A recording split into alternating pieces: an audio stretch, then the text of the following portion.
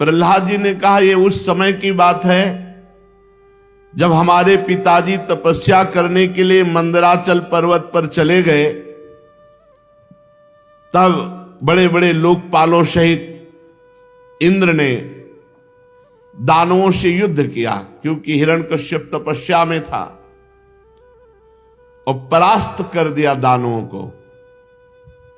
देवराज इंद्र और लोकपाल सब ऐसा सोच रहे थे कि अब हिरण्यकश्यप कभी लौट कर नहीं आएगा, क्योंकि वो तो इतना तपपरायण हो गया कि चींटियां उसे चाट गई है, दीमक लग गई है, वो नहीं आएगा, वो अपने पाप के कारण ही मानो नष्ट हो गया, ऐसा देवराज इंद्र मान रहे थे।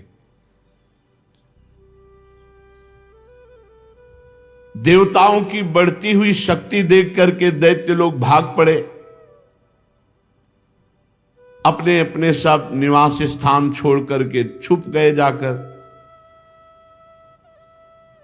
अपनी जीत चाहने वाले देवता आक्रमण करके हिरण्यकश्यप देवराज इंद्र के महल में रहता था, भगा दिया था देवराज इंद्र को। वहां आक्रमण करके घेर लिया गया कि जो भी हो परिवार का नष्ट कर दिया जाए। वहां जो सेवक गण थे सबको बंधन में डाल दिया, किसी को मारा, बहुत से तो भाग गए थे।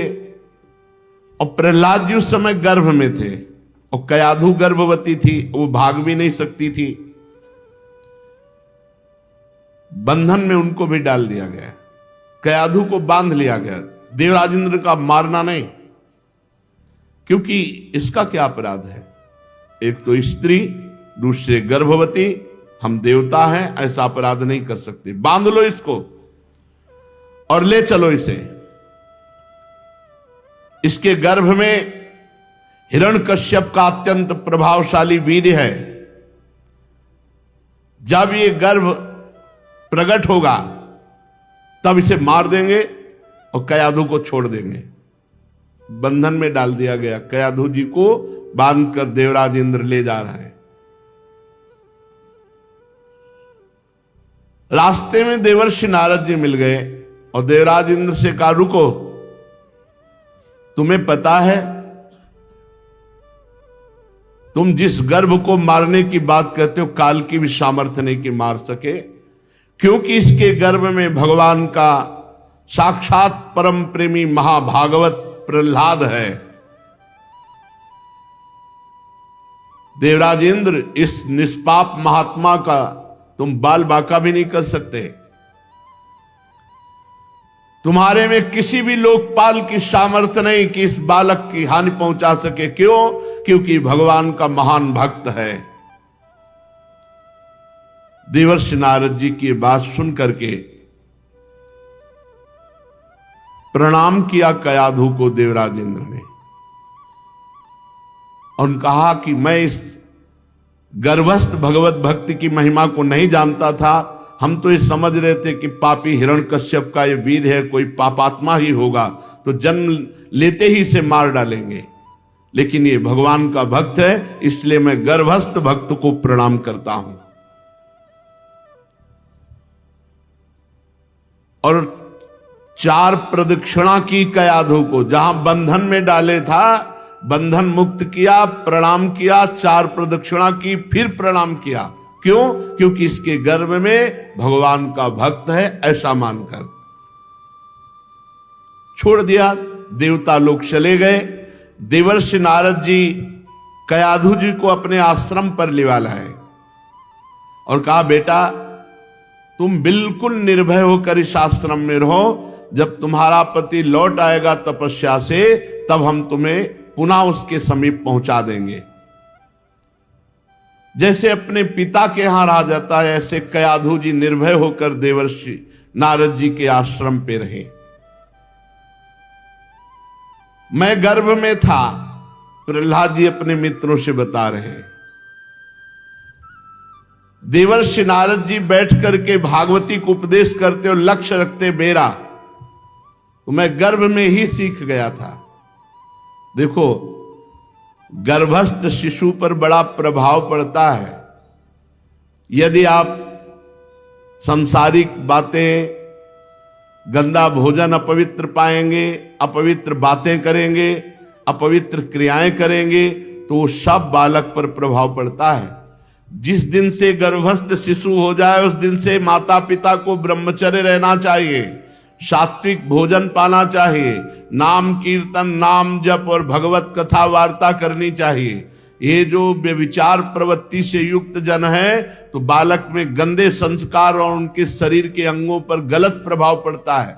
जब बालक गर्भ में आ जाए तो माता पिता को उसी दिन से ब्रह्मचर्य धारण करना चाहिए और ये चरफरे, खट्टे, तमोगुणी, बासी भोजन, अपवित्र भोजन, इसका त्याग कर देना चाहिए। ब्रह्मचर्य से रहे, पवित्र भोजन पावे और रोज कथा सुने भगवान की, चाहे रामचरितमानस, श्रीमद् भागवत, महापुराण या और भी ग्रंथों की चर्चा, तो बालक बड़ा संस्कारी राष्ट्रभक्त होगा। देखो, गर्भस्थ शिशु पर प्रभाव पड़ा अभिमन्यु जी। उत्तरा के गर्भ में थे, अर्जुन जी उपदेश करते तो 6 द्वार भेदन चक्रव्यूह की गर्भ में ही सीख गए थे। यहां गर्भस्थ शिशु प्रहलाद जी पर प्रभाव पड़ा।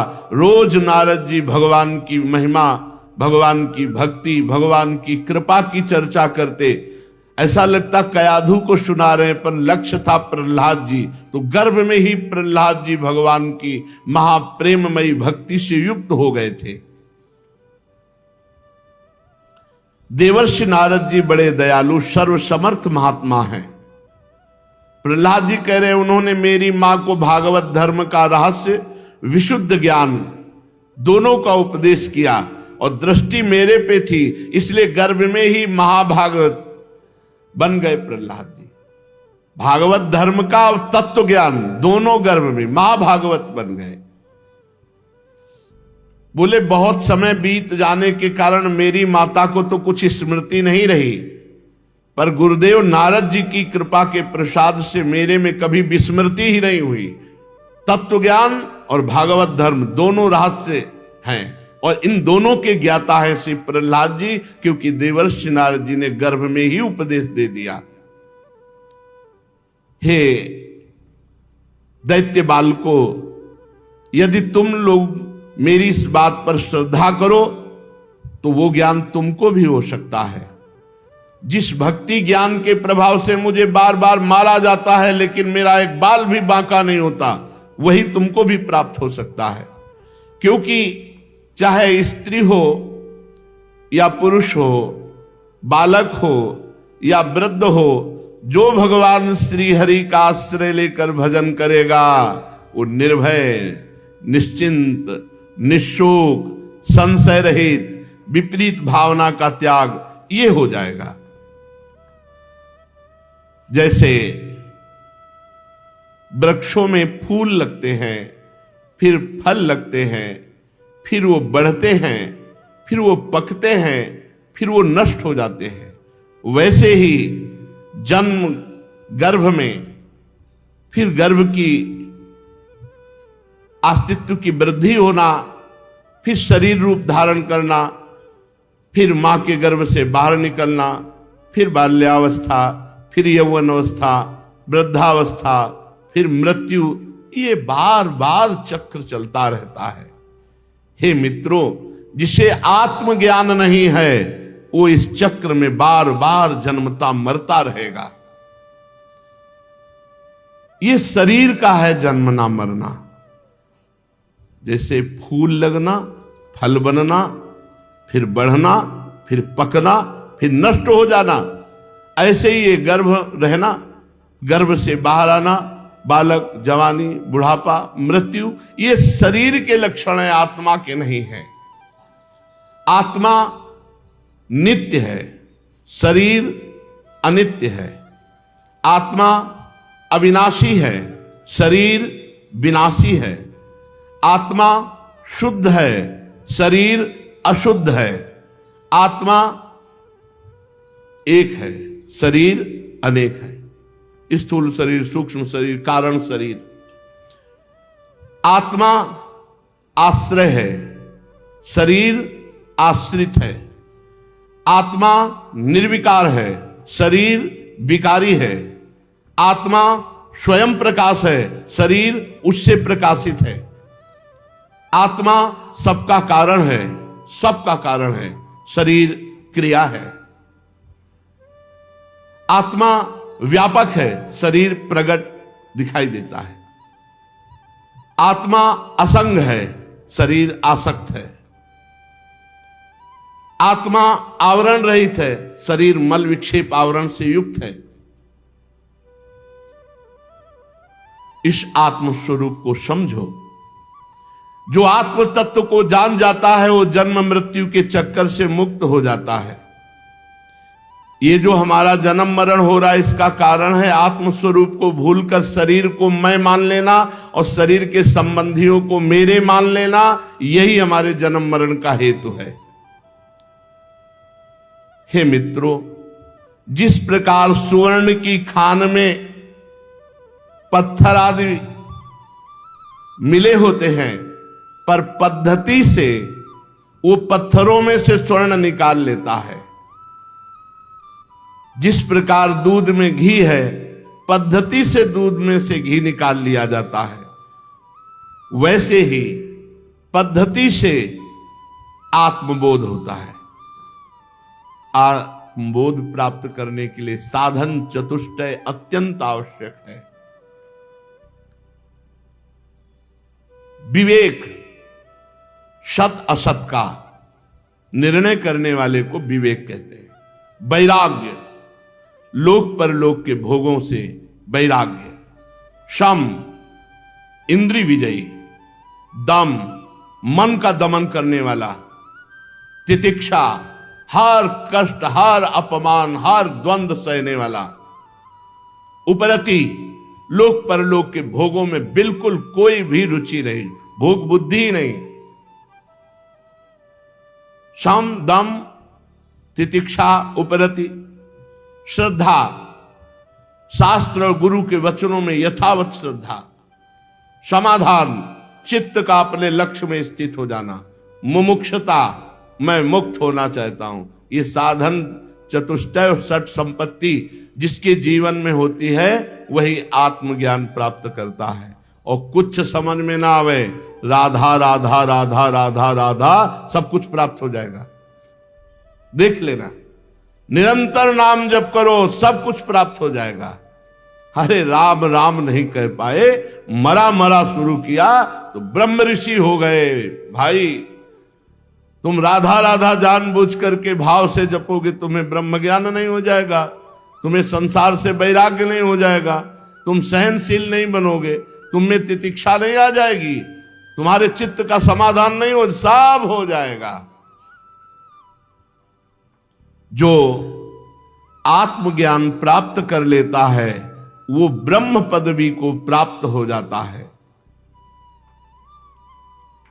आचार्यों ने मूल प्रकृति, महत्त्व, अहंकार और पंच तन्मात्राएं, शब्द, स्पर्श, रूप, रस, गंध, इन 8 तत्वों को माया बताया है, प्रकृति बताया है।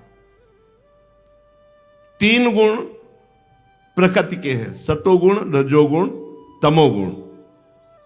और 16, 5 ज्ञानेंद्रियां, 5 कर्मेंद्रियां और 1 मन और 5 महाभूत। ये सब समुदाय माया का है। मूल प्रकृति, महत्त्व, अहंकार, शब्द, स्पर्श, रूप, रस, गंध, ये 8, सतोगुण, रजोगुण, तमोगुण, त्रिगुणात्मिका माया और उसके 16 विकार, 5 ज्ञानेंद्रियां, 5 कर्मेंद्रियां, 5 महाभूत और 1 मन।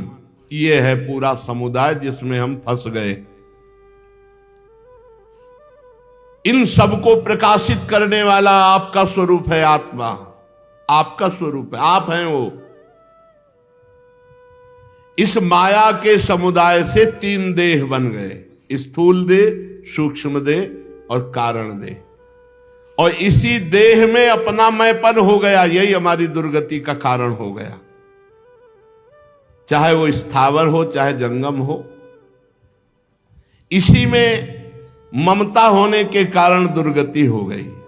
अंतःकरण इंद्रियां ये अनात्म वस्तु है, आत्मा नहीं है।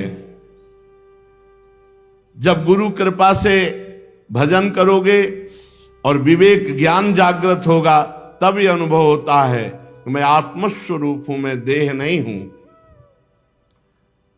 आत्मा सब में विराजमान है, वो इन शरीरों से बिल्कुल अलग है, पृथक है। इसीलिए कोई वैज्ञानिक अल्ट्रासाउंड, सिटी स्कैन,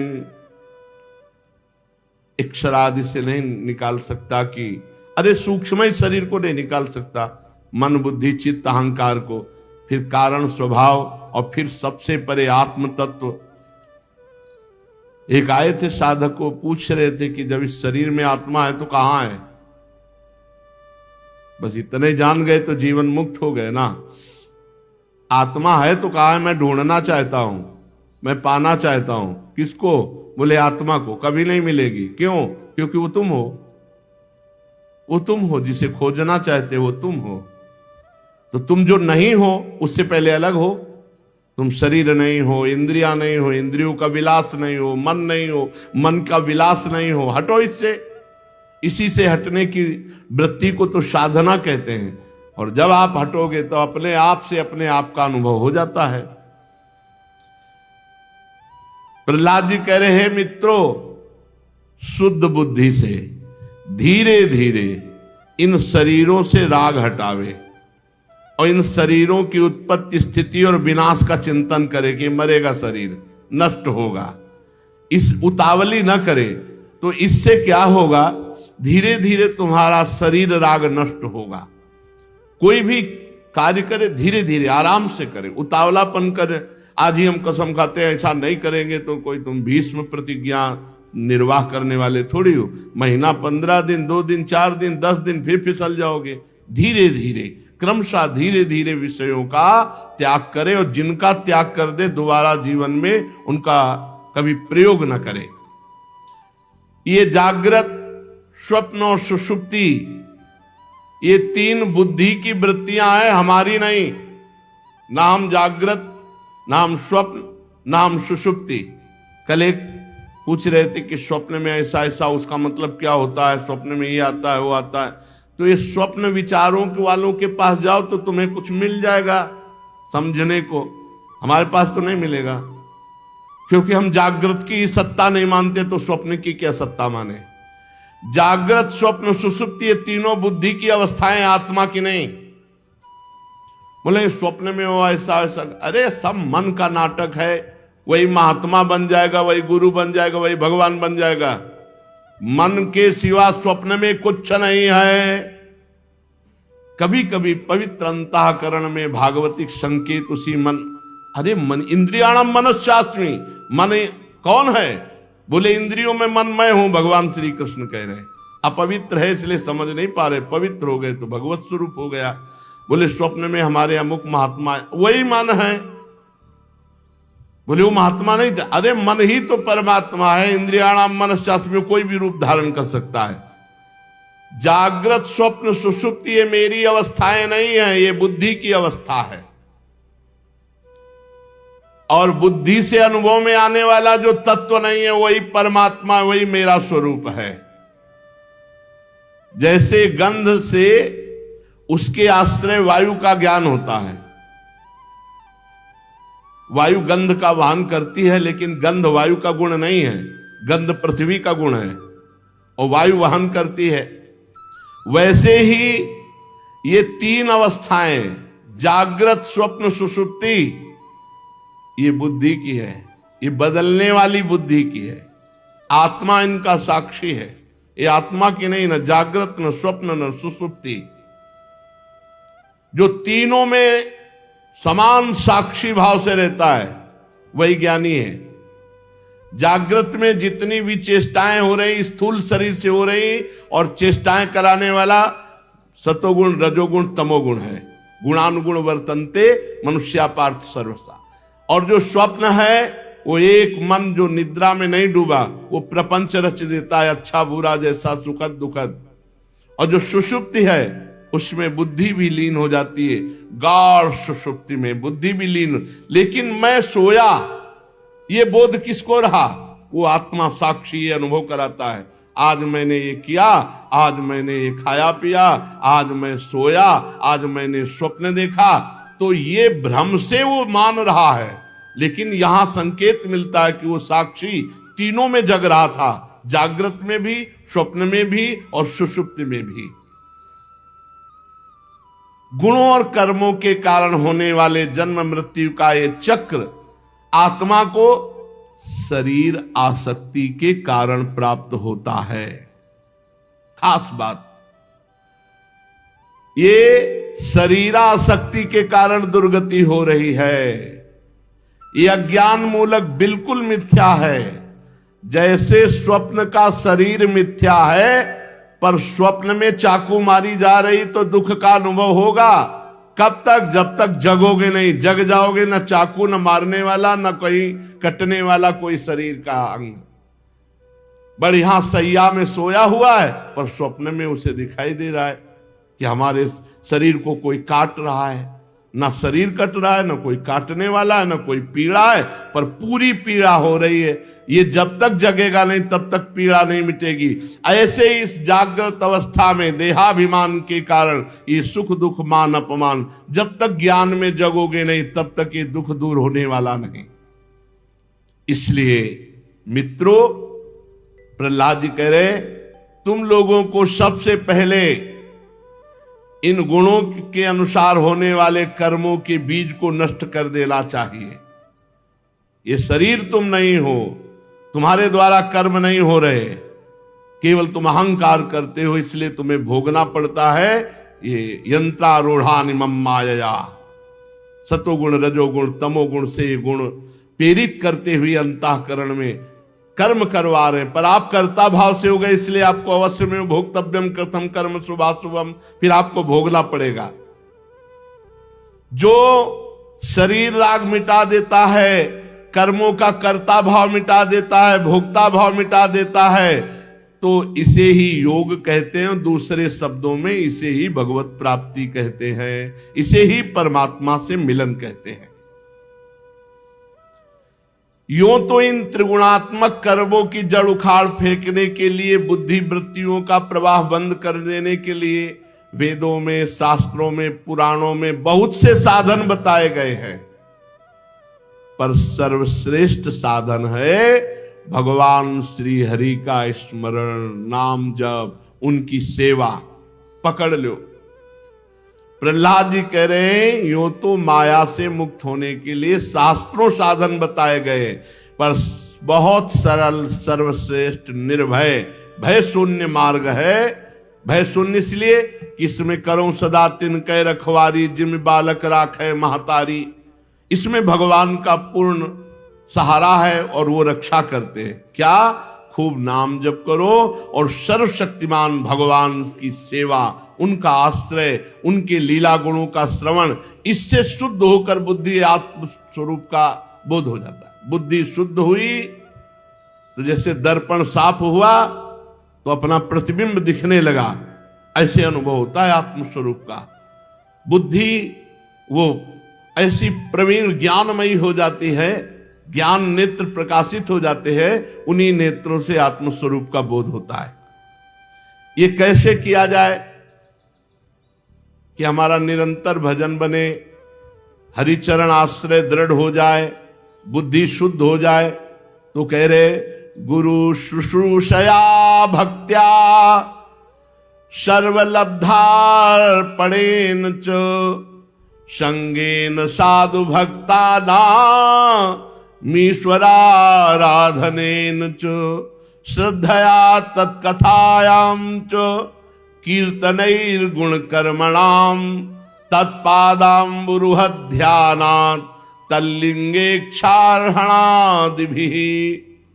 श्री सद्गुरुदेव भगवान का वरण करके उनकी प्रेम पूर्वक सेवा में रहना, उनकी आज्ञा में रहना।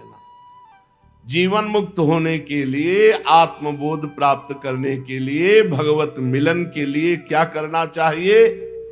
तो बोले, गुरु का वरण करके, गुरुदेव का आश्रय लेकर, प्रेम पूर्वक उनकी सेवा, गुरुदेव की सेवा, गुरु आज्ञा पालन, अपने को जो कुछ प्रारब्धानुसार मिल जाए भगवान को समर्पित करके उसका प्रयोग करना, प्रसादी करके ही, चाहे जल पीना हो, चाहे वस्त्र, चाहे भोजन, कुछ भी प्रसादी ही होना चाहिए।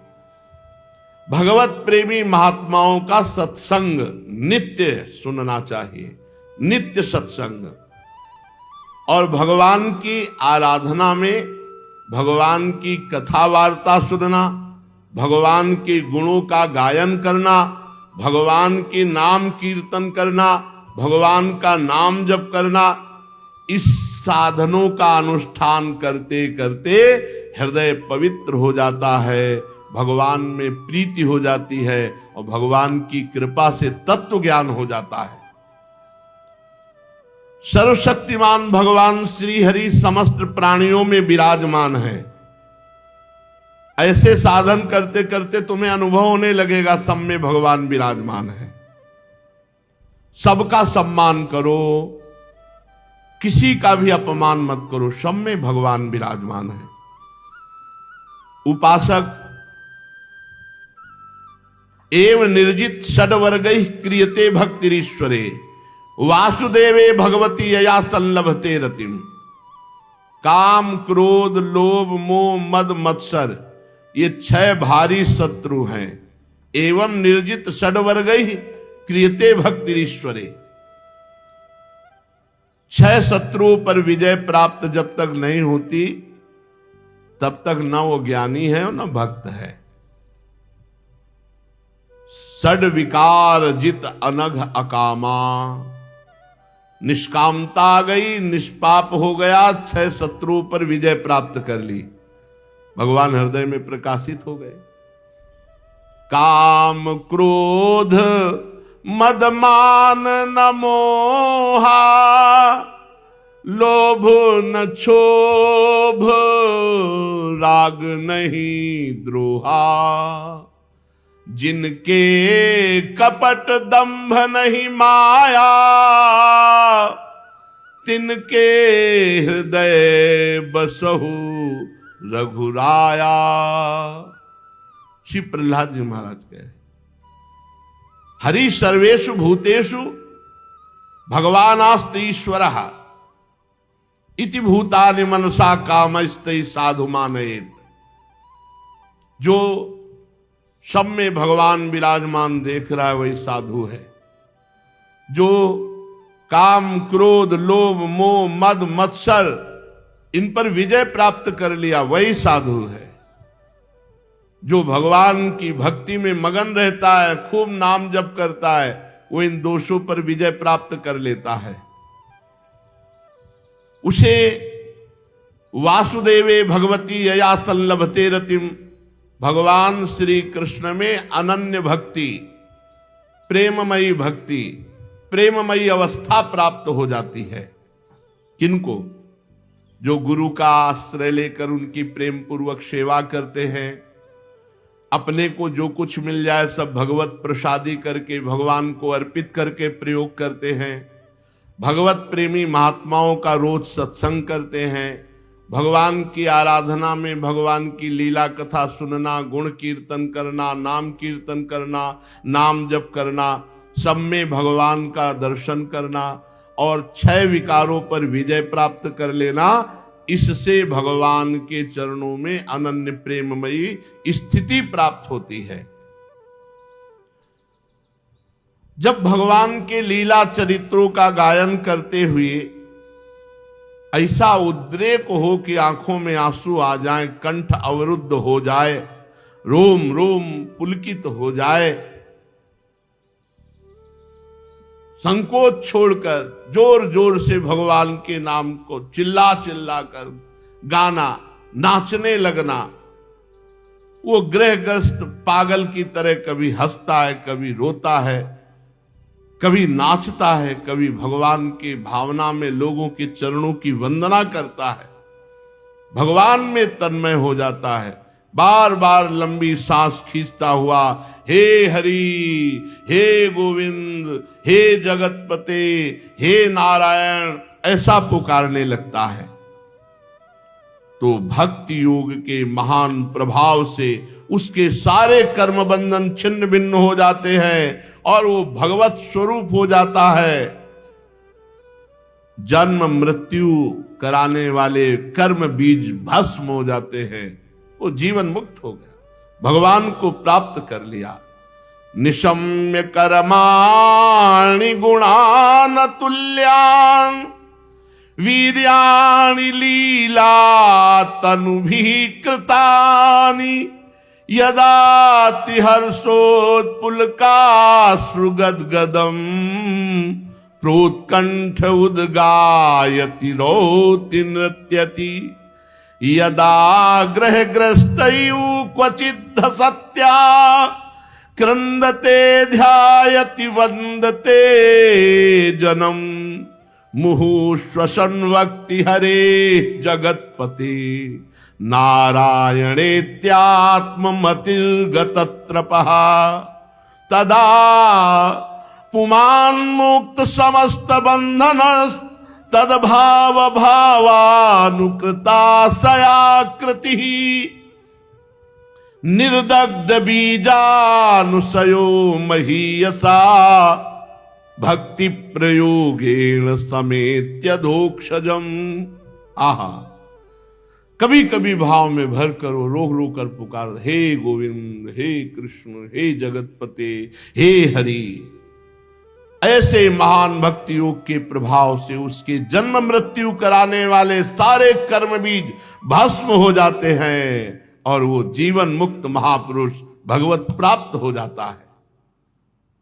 हे मित्रों, प्रहलाद जी कह रहे, हे मित्रों, अधोक्ष जालंभमिहा शुभात्मनः शरीरिणः संसृति चक्र शातनम तद्ब्रह्म निर्वाण सुखम विदुर्बुधास ततो भजध्वम हृदये हृदीश्वरम कोटि प्रियासो सुर बालका हरे रूपासने स्वे हृदि छिद्रवत्सतः स्वस्यात्मनः सख्युरशेष देहिनां सामान्यतः किं विषयोपपादनै रायः कलत्रं पशवः सुतादयो गृहामही कुंजर कोश भूतयः सर्वेर्थ कामाः क्षणभंगुरायुषः कुर्वन्ति मर्त्यस्य कियत् प्रियं चलाः। भाइयों, ये संसार एक अशुभ दलदल है। यहां जो फंस गया उसे केवल भगवान निकाल सकते हैं, बस। नहीं मरा, बार बार जन्मा मरा। यहां से बचने का एकमात्र उपाय भगवान स्वयं कह रहे, दैवी हेषा गुणमयी मम माया दुरत्तया मामेव ये प्रपद्यन्ते माया में ताम तरन्ति ते। जो मेरी शरण में आ गया बच गया। भगवान, एकमात्र भगवान बचा सकते हैं। इस माया दलदल से एकमात्र भगवान बचा। इसीलिए हमारी प्रार्थना है, जिस सभा में, जिस संगोष्ठी में, जिस उपदेश में, जिस संग में भगवान के नाम रूप लीला धाम की चर्चा न हो, भगवान के आत्मस्वरूप की चर्चा न हो, कभी मत सुनो, कभी मत संग करो। सब मायाकृत है। बिना भगवान के नाम के कोई नहीं तर सकता। विनिश्चितम बदामि तेन अन्यथा वचांस में हरिम भजन्ते नरा। जब तक भजन नहीं करोगे कुछ, ये सब बड़े बड़े ऋषि मुनि भगवान का भजन कर, छूछा इधर उधर, ये सब प्रपंच है, सब माया का नाटक है। किसकी सामर्थ्य है, किसकी सामर्थ्य है? जब वशिष्ठ जैसे महापुरुष भी कह रहे, सुनो भरत भावी प्रबल बिलख कहो मुनिनाथ हानि लाभ जीवन मरण जस अपजस विधिहान। ये आज संसार के कर्म चक्र को बदलने का ठेका लेते हैं लोग। एकमात्र इस दलदल से केवल श्री भगवान निकाल सकते, केवल श्री भगवान। अगर भक्तजनों की महिमा गाई गई तो इसी बात की, वो भगवान के नाम में, रूप में, लीला में, चरणों में रति प्रदान करते हैं। निकालने वाले श्री भगवान ही है, कोई दूसरा ऐसा नहीं कि निकाल सके। जिन्होंने फंसाया वही छुड़ा सकते हैं, किसी की सामर्थ्य नहीं।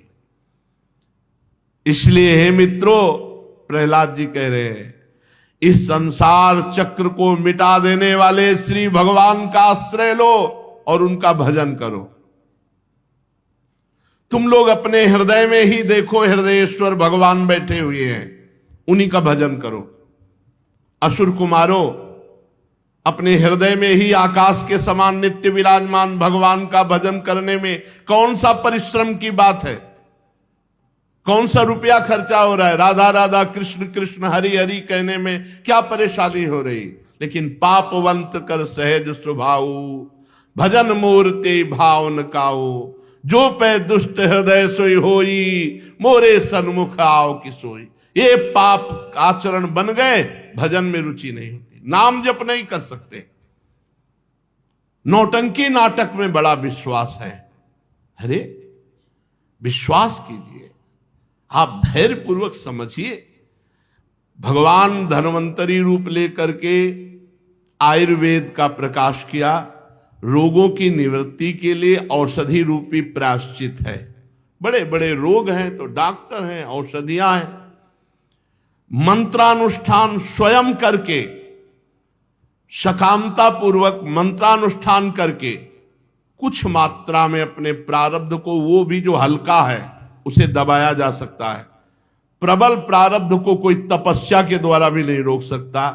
नहीं, तितली की गुदा में कांटा डालने के कर्म का प्रारब्ध जब बना तो सूली पड़ी थी मांडव्य ऋषि के, और वहां जैसे छोड़ दिया था वैसे काटी गई, निकली नहीं। इतने बड़े महान तपस्वी, बाल ब्रह्मचारी, पूरे जीवन भगवान के भजन में मस्त रहने वाले भीष्म पितामह 6 महीना बाणों की सही। अभी आज छूछा में पता नहीं कौन सा सिद्धि इनको प्राप्त हो गई है। बड़े बड़े महात्मा, बड़े बड़े ऋषि जन, बड़े बड़े सिद्ध जन प्रारब्ध शरीर का भोगे। प्रहलाद जी कह रहे, हे भाई, इस दलदल से निकलने के लिए एकमात्र उपाय भगवान का भजन करो, भगवान का आश्रय ले लो। भगवान को रिझाने में कौन से तुम्हारे पैसा लग रहे हैं, कौन सा परिश्रम? राधा राधा राधा राधा। प्रहलाद जी कह रहे हैं, भगवान की प्राप्ति का उपाय ना करके भोगों को इकट्ठा करना, राम राम राम। कितनी बड़ी मूर्खता है, कितनी बड़ी मूर्खता है कि इस अमूल्य जीवन में भगवान नाम तो इकट्ठा नहीं किया, और जो इकट्ठा किया मर के जब जाओगे तो पाई भर तुम्हारे साथ नहीं जाएगा। ये धन, ये स्त्री, ये पशु, ये पुत्र पुत्री, महल, पृथ्वी, घोड़ा गाड़ी, खजाना, भांति भांति की सामग्रियां, ये सब यहीं रह जाएंगे, तुम्हारे साथ कुछ नहीं जाएगा। जाएगा तो तुम्हारा शुभ कर्म, अशुभ कर्म, या इन दोनों से परे भगवान का भजन। अरे इस क्षण भंगुर देह में भगवत प्राप्ति कर लो। इस लोक की संपत्ति जैसे नाशवान है, ऐसे ब्रह्मलोक तक सब नाशवान है, माया में है। भगवान का नाम जप करो, नाम जप से ही परम कल्याण है, अप्सराओं से कल्याण नहीं है। कितने अप्सराओं को भोगे, हाय हाय करके फिर दुर्गति को प्राप्त हुए। लोक लोकांतर के भोग एक स्वाप्निक भोग है। इसलिए हे निर्दोष मित्रों, असुर बाल को, निर्दोष इसलिए कि इतने बड़े महात्मा का संग है तो निर्दोष तो है ही, अभी सब नवीन अवस्था के है। तुम सब केवल परमात्मा प्राप्ति का उपाय करो। अनन्य भक्ति से भगवान श्री हरि का भजन करोगे, वो तुम्हारी रक्षा करेंगे। अपने को जो बड़ा विद्वान मानता है और भगवान के भजन से विमुख है, वो मूर्ख ही है। प्रहलाद जी महाराज कहे, उसकी उद्देश्य की पूर्ति नहीं होगी, उल्टा वो विपरीत फल में बंध जाएगा। जन्म मरण के चक्र में छूटबे के जतन विशेष बांधे जाएगो। यदि भजन नहीं कर रहे हो, बहुत विद्वान हो, तो तुम्हारी विद्वता माया का पर विजय नहीं प्राप्त कराएगी, माया पर विजय भजन कराएगी। भजन कर्म में प्रवृत्त होने का उद्देश्य होता है सुख पाना, दुख मिटना। किसका दुख मिटा? सब कर्म में लगे हुए, उद्देश्य होता है सुख पाना, दुख मिटना, लेकिन सबको दुख भोगना पड़ रहा है। इसका मतलब वो कर्म पता ही नहीं जिससे सुख मिलता है, वो है राधा राधा राधा राधा। हे मित्रों, यहां कामना और कर्म, कर्मकृत कामना, कामनाकृत कर्म, बार बार इसी में जीव फंसा हुआ है। ये मनुष्य लोक में कामनाकृत कर्म, कर्मकृत कामनाएं जिस शरीर से की जाती है, ये शरीर कीड़ों का भोजन है। जला दिया जाएगा तो राख, गाड़ दिया जाएगा तो कीड़े खा जाएंगे, बाहर फेंक दिया गया तो और दुर्दशा। ये स्थायी नहीं है, ये मिला है और छूट जाएगा। छूटने के पहले भगवत प्राप्ति कर लो, प्रहलाद जी कह रहे। शरीर छूटने के पहले भगवत प्राप्ति कर लो। ये महल, धन, संपत्ति, राज्य, खजाना, ये नौकर चाकर, ये सब मायाकृत है, कोई तुम्हारा नहीं है। ये तुच्छ शरीर तुम्हारा नष्ट हो जाएगा तो फिर और कौन? इसलिए असुर मित्रों, वास्तव में तुम्हारा केवल श्री भगवान ही है, श्री हरि ही है। गर्भ से लेकर मृत्यु पर्यंत जितनी अवस्थाएं शरीर की बदलती हैं, उनको तुम जानते हो, तो तुम नहीं बदले, शरीर बदला है। ये जीव अपने स्वरूप को भूलकर शरीर को अपना मैं मानकर नाना प्रकार के कर्म और भोग वासनाएं ये फंस गया, ये कर्म परंपरा में फंस गया, अज्ञान में फंस गया। इसलिए भगवान श्री हरि का भजन करके अपना उद्धार कर लो। अर्थ, धर्म, काम, मोक्ष सब भगवान के आश्रित हैं। भगवान श्री हरि समस्त प्राणियों के ईश्वर हैं, आत्मा हैं, परम प्रीतम हैं। हम उनको भूलकर पंचभूत सूक्ष्मादि शरीरों में इतना फंस गए कि ऐसा लगता है मैं ये हूं और भगवान पर आए हैं। इसलिए कोई भी हो, चाहे देवता हो, दैत्य हो, मनुष्य हो, यक्ष हो, गंधर्व, कोई भी हो, जो मेरे भगवान श्री हरि के चरणों का आश्रय लेकर भजन करता है, सातरति सातरति सा लोकान तारयति, वो अपने को भी तार लेता, लोक के लोक को तार देता है। दैत्य बाल को बहुत सुंदर बात कह रहे हैं। भगवान को प्रसन्न करने के लिए, भगवत प्राप्ति के लिए ऐसा नहीं है नालम द्विजत्वम देवत्व मृषित्वम वा सुरात्मजाः प्रीणनाय मुकुंदस्य न वृत्तम न बहुज्ञता ना दानम ना तपो नेज्या ना शौचम न व्रतानि च प्रीयते अमलया भक्त्या हरिरन्यद् विडम्बनम ततो हरौ भगवती भक्तिम कुरुत दानवाः आत्मौपम्येन सर्वत्र सर्वभूतात्मनीश्वरे। भगवान को प्रसन्न करने के लिए जरूरी नहीं ब्राह्मण होना, देवता होना, ऋषि होना, सदाचार, ज्ञान संपन्न, दान, तपस्या, यज्ञ, शारीरिक शौच, बड़े बड़े व्रत, ये भगवान को प्रसन्न करने के लिए पर्याप्त नहीं। केवल भगवान का हो के भगवान का भजन करे तो अहोबत स्वपचतो गरीयान यज्जिभ्याग्रे वर्तते नाम तुभ्यम। वो चांडाल जगत पूज्य हो गया जिसकी जिभ्या पे हरि हरि ऐसा नाम विराजमान है। भगवान को प्रसन्न करने के लिए क्या चाहिए? भगवान का हो के उनका नाम जप करना। सीधी बात, कोई हो पुरुष नपुंसक नारीवा जीव चराचर कोई सर्वभाव भज कपट तजी मोहि परम प्रिय सोई। भगवान बहुत सुंदर बात प्रहलाद जी कह रहे। बड़े बड़े देवता होना, ब्राह्मण होना, ऋषि होना, सदाचार संपन्न होना, ज्ञान संपन्न होना, दानी, तपस्वी, याज्ञिक, ये सब बड़े बड़ी पवित्रताएं, व्रतों के अनुष्ठान, ये पर्याप्त नहीं भगवान के लिए। भगवान तो सिर्फ उससे प्रसन्न होते प्रीयते अमलया भक्त्या हरिरन्यद् विडम्बनम। और तो सब विडंबना है। भगवान अगर प्रसन्न होते हैं तो प्रीयते अमलया भक्त्या, हे भगवान, मैं जैसा हूं आपका हूं, प्रभु नीच हूं, पतित हूं, पामर हूं, पर आपका हूं। और नाम जप कर रहे, बस इसी से भगवत प्राप्ति। नालम द्विजत्वम देवत्व मृषित्वम वासुरात्मजा। बहुत प्राण प्रिय बात है ये। प्रीणनाय मुकुंदस्य न वृत्तम न बहुज्ञता, न दानम न तपो निज्या, न शौचम न व्रता निच, प्रियते अमलया भक्त्या हरिरन्यद विडंबनम। भगवान केवल मैं भगवान का हूं, ये खास बात है भगवान को प्रसन्न करने की। मेरे तो गिरधर गोपाल, दूसरो न कोई, ये अनन्यता और नाम जप।